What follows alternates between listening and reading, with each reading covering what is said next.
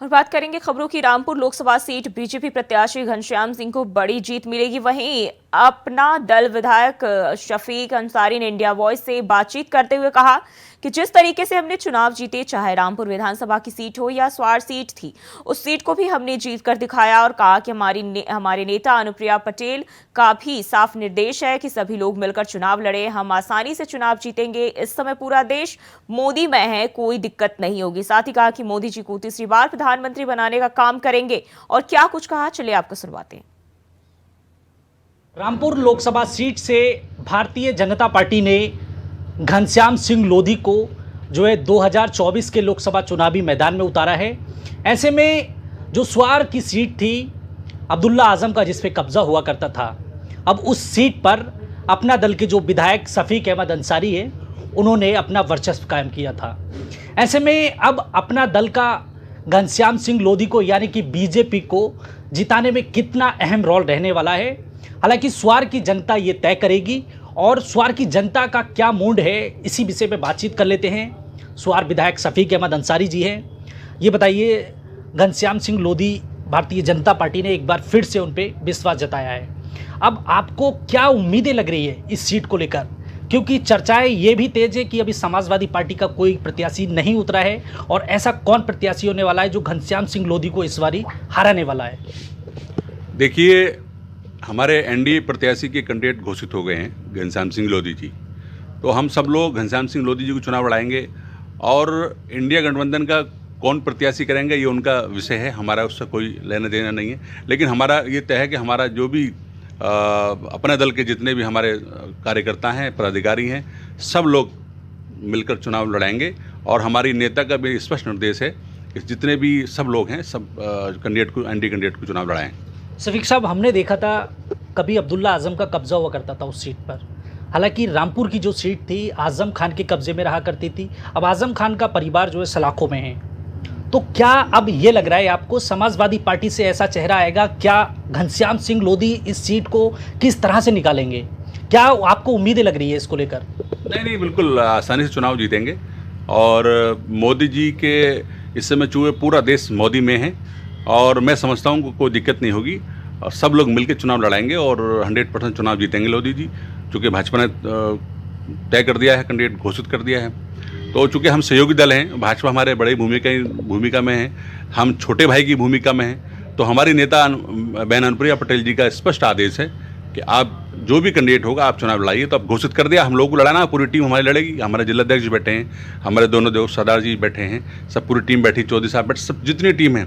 और आज हमने मंडल की मीटिंग बुलाई थी, जिसमें हमारी पार्टी के प्रभारी भी आए थे, और मैं भी पश्चिम का प्रभारी हूँ, 4 मंडलों का मुझे दायित्व दिया गया है। तो हमने ये सब आज ये बात सब स्पष्ट कर दी है कि जो भी कैंडिडेट होगा उसको सब लोग चुनाव मिलकर लड़ाएंगे, और मोदी जी को तीसरी बार प्रधानमंत्री बनाने का कार्य करेंगे।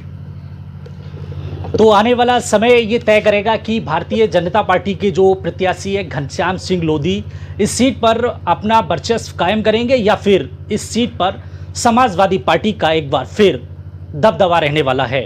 इंडिया वॉइस के लिए सुरेश दिवाकर। और वहीं लखनऊ से बड़ी खबर सामने आ रही है। सुभाषपा ने अपना एमएलसी उम्मीदवार किया घोषित। विच्छेलाल राजभर को सुभाषपा ने बनाया प्रत्याशी। विच्छेलाल राजभर बनाए गए एमएलसी के उम्मीदवार, और लखनऊ से ये जानकारी सामने आ रही। विच्छेलाल राजभर को सुभाषपा ने मौका दिया है, और सुभाषपा के उम्मीदवार बनाए गए हैं विच्छेलाल राजभर। तो ये बड़ी जानकारी सामने आ रही। लखनऊ से एसबीएसपी की ओर से अपना एमएलसी प्रत्याशी घोषित कर दिया गया है, और विच्छेलाल राजभर को प्रत्याशी बनाया गया है। तो सुभाषपा की ओर से विच्छेलाल राजभर उम्मीदवार जो है बनाए गए हैं, और अब जो है सुभाषपा ने अपना एक एमएलसी उम्मीदवार घोषित कर दिया है। तो लखनऊ से ये जानकारी सामने आ रही। सुभाषपा ने अपना एमएलसी उम्मीदवार घोषित कर दिया है, जो कि विच्छेलाल राजभर हैं। तो लखनऊ से ये जानकारी सामने आ रही है। और इसी खबर पर ज्यादा जानकारी के साथ लखनऊ से आसिफ बेग हमारे साथ जुड़ गए हैं। आसिफ, सुभाषपा ने अपना एक एमएलसी प्रत्याशी घोषित कर दिया है, क्या जानकारी है? बिल्कुल, जो ही बता दूं कि एमएलसी चुनाव को लेकर बीजेपी भी पूरी तरह से एक्टिव नजर आ रही है, और यही वजह है कि 7 प्रत्याशी बीजेपी ने घोषित की है। वहीं 3 सीटें जो है वो बीजेपी ने अपने सहयोगी दलों के पाले में दे दी है। अगर बात करें रालोद की, तो रालोद से एक सीट पर जो है एमएलसी पद के दावेदार हैं। वहीं दूसरी तरफ जो है अपना दल से आशीष पटेल जो है ताल ठोकेंगे, नामांकन करेंगे। वहीं दूसरी तरफ सुभाषपा से भी एक प्रत्याशी घोषित किया गया है। तो जिस तरह से समाजवादी पार्टी पीडीए फार्मूले पर एमएलसी चुनाव में अपने प्रत्याशी उतार कर एक मैसेज देना चाहती है कि वह अगड़ा पिछड़ा और दलित को भी साथ लेकर चलेगी। वहीं दूसरी तरफ बीजेपी भी अपनी तरफ से लोगों को ये मैसेज दे रही है कि उसकी पार्टी में जो है अगड़ा पिछड़ा और सभी वर्गों का ख्याल रखा गया है, क्योंकि यूपी सीएम योगी आदित्यनाथ और पीएम मोदी हमेशा कहते रहते हैं कि सबका साथ सबका विकास होना है।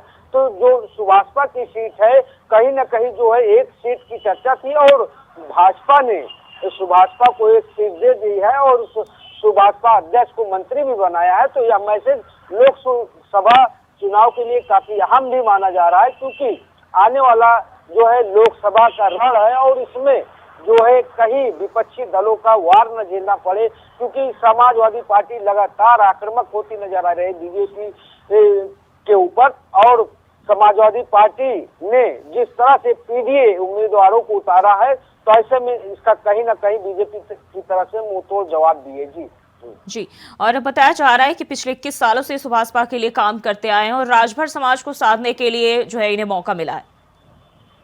जी बिल्कुल, बता दूं कि जिस तरह से सुभाषपा अध्यक्ष ओम प्रकाश राजभर पर भी परिवारवाद का आरोप लगा। फिलहाल विच्छूलाल राजभर जो है उन्हीं के जो है जात से आते हैं, लेकिन इसमें परिवार के का सदस्य नहीं है, पार्टी के नेता हैं और सक्रिय कार्यकर्ता भी रहे हैं। तो ऐसे में सुभाषपा अध्यक्ष ओम प्रकाश राजभर ने यह मैसेज देने की कोशिश की है कि वो अपने जमीनी नेता को भी आगे बढ़ाने का काम करेगी। और जिस तरह से पार्टी पर परिवारवाद का तोहमत लग रहा था, उससे भी बचने की कवायद भी ओम प्रकाश राजभर ने कर ली है। हालांकि जो है 13 सीटों पर एमएलसी चुनाव होना है। 13 सीटों में 7 सीटों पर बीजेपी और 3 सीटों पर उसके सहयोगी दल और समाजवादी पार्टी 3 सीटों पर अपने प्रत्याशियों को नामांकन करा रही है।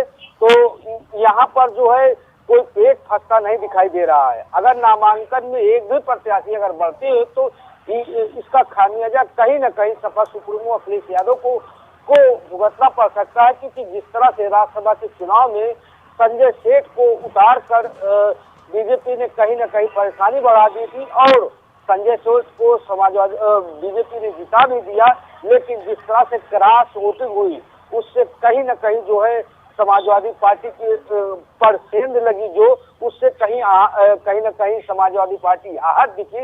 लेकिन यहाँ पर एमएलसी चुनाव की बात करें तो बीजेपी भी अब कोई आगे रार नहीं खड़ा करना चाहती। ऐसा सूत्रों का दावा है कि बीजेपी और उसके सहयोगी दल 10 की संख्या में नामांकन करेंगे। जी आसिफ, बहुत बहुत शुक्रिया आपका तमाम जानकारी के लिए। लखनऊ से बड़ी खबर सामने आ रही है। सपा ने एमएलसी पद के उम्मीदवारों के नाम किए तय। सपा ने आलोक शाक्य को एमएलसी प्रत्याशी बनाया।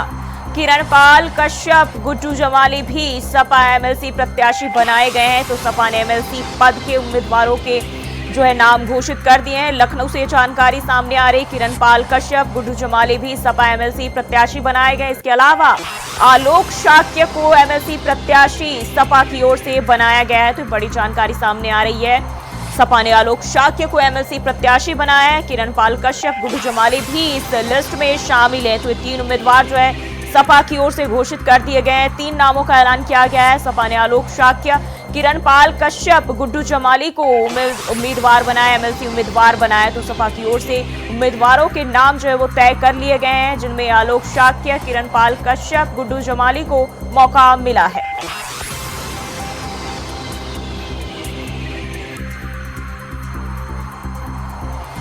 तो लखनऊ से ये जानकारी सामने आ रही, सपा ने आलोक शाक्य को एमएलसी प्रत्याशी बनाए हैं। इसके साथ ही 2 और नाम जो है उसमें किरण पाल कश्यप, गुड्डू जमाली का नाम शामिल है, जिन्हें सपा ने एमएलसी प्रत्याशी बनाया है। तो सपा की ओर से उम्मीदवारों के नाम तय कर लिए गए हैं। इनमें 3 नामों को शामिल किया गया है, जिनमें गुड्डू जमाली, किरणपाल कश्यप और आलोक शाक्य का नाम शामिल है।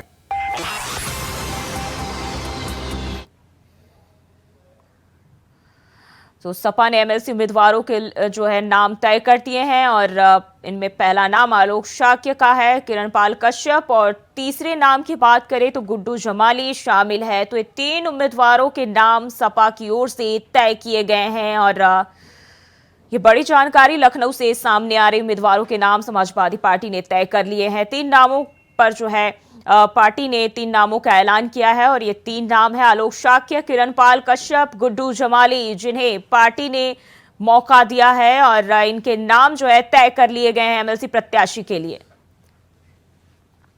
और इसी खबर पर ज्यादा जानकारी के साथ एक बार फिर से आसिफ बेग हमारे साथ जुड़ गया। आसिफ, सपा की ओर से जो है प्रत्याशियों के नाम तय कर लिए गए हैं, क्या जानकारी निकल के आ रही है? जी बिल्कुल, जो ही बता दूं कि समाजवादी पार्टी राज्यसभा चुनाव के बाद जिस तरह से धोखा खाई है और यूपी की सियासत में, अब जो है समाजवादी पार्टी बड़े ही फूक कर कदम रख रही है। अगर बात करें एमएलसी प्रत्याशियों की, तो एमएलसी प्रत्याशियों में आलोक और किरणपाल कश्यप और गुड्डू जमाली को प्रत्याशी समाजवादी ने पार्टी ने बनाते हुए एक मैसेज देने की कोशिश की है, क्योंकि जिस तरह से पिछली दफा राज्यसभा के चुनाव में पीडीए का फार्मूला जो है पालन न करते हुए सपा सुप्रीमो अखिलेश यादव ने ऐसे प्रत्याशी दिए जिसको लेकर जो है समाजवादी पार्टी में पूरी तरह से अंतरकलह फैल गई। और इससे पहले नरेश उत्तम, गुड्डू जमाली और बलराम यादव का नाम चल रहा था, तो इस नामों को लेकर भी अंतरकलह पैदा हो गई थी।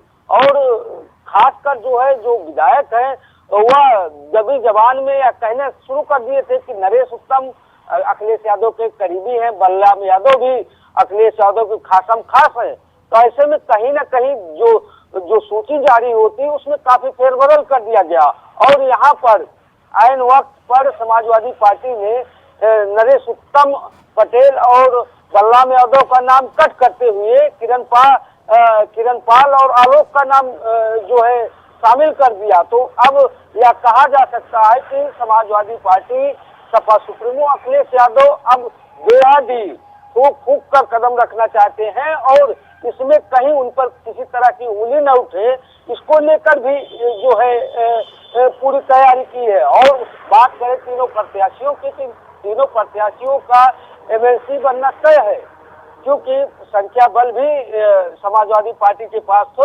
ऐसे में जो सेफ गेम खेला है और एक मैसेज देते हुए लोकसभा चुनाव को लेकर अखिलेश यादव ने पीडीए फार्मूला तय किया है। अब कहीं ना कहीं जिस तरह से जो राज्यसभा चुनाव में जिस तरह से काफी उंगली उठी थी और यहाँ तक की क्रॉस वोटिंग भी हो गई, तो इसको इससे सबक लेते हुए अखिलेश यादव ने यह कदम उठाया। जी ऐसे बहुत बहुत शुक्रिया आपका तमाम जानकारी के लिए।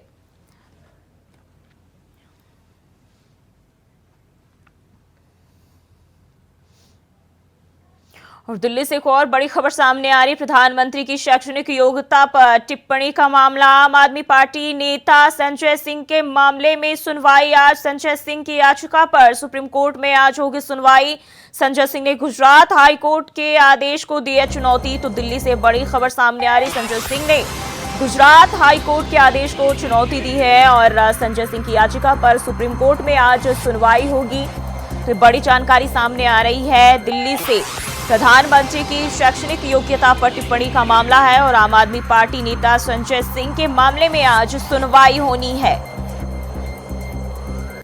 दिल्ली से बड़ी खबर सामने आ रही। प्रधानमंत्री की शैक्षणिक योग्यता पर टिप्पणी का मामला है, जिसको लेकर आज सुप्रीम कोर्ट में सुनवाई होगी। आम आदमी पार्टी नेता संजय सिंह के मामले में आज सुनवाई होने जा रही है और संजय सिंह ने गुजरात हाई कोर्ट के आदेश को चुनौती दी है और सुप्रीम कोर्ट में आज जो है मामले को लेकर सुनवाई होने जा रही है।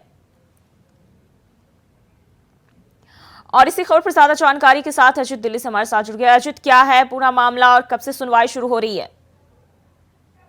पूरा मामला है प्रधानमंत्री नरेंद्र मोदी की और शैक्षणिक योग्यता से जुड़ा हुआ मामला है। जब बीते समय जो न केवल आप सांसद संजय सिंह बल्कि आम आदमी पार्टी के जो अरविंद केजरीवाल, उन्होंने भी कई बार जो पीएम नरेंद्र मोदी की शैक्षणिक योग्यता पर सवाल करे थे।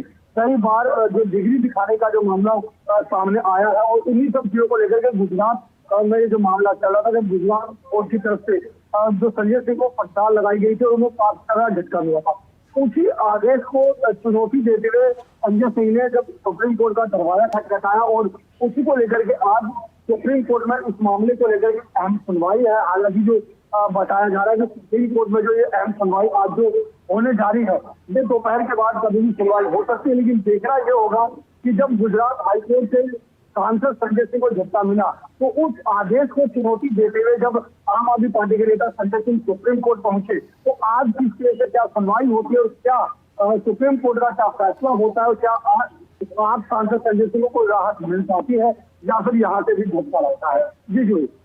जी, अब कितने बजे से सुनवाई होनी है और क्या सभी वहां पहुंच गए हैं? जो पक्ष विपक्ष के वकील हैं वो लोग वहां पहुंच चुके हैं?